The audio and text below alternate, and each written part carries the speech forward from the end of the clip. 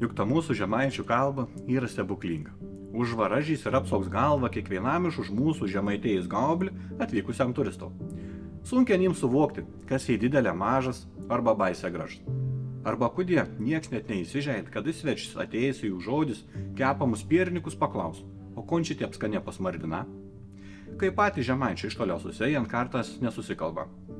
Juk susitikiant daunininką, dūnininką, įdonininką, da gerą kramitų ar palaužti, kad suprastų, ko vėjins nukėta nori.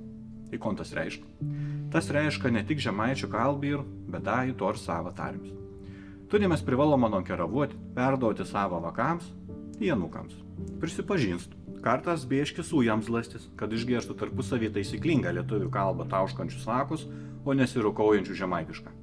Zarstiepi užsimirš iki šių dienų atėjusi mūsų protėvių neštą kalbą. Todėl noriu kiekvieną šiandien paprašyti. Kalbėkiam tarpusavį žemaitišką. Išgirdant posakį, eilėraštę dainą, užrašykė manon. Jo labiau pabrėža Jorgis mums net žemaičių gramatiką taip gražiai sudėliojasi ir.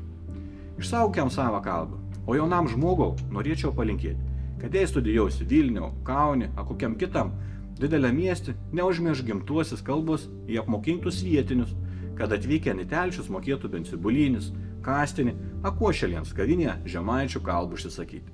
Ir svarbiausia, patys grįžkė, kad būtų kam tą graži kalbą kalbėti.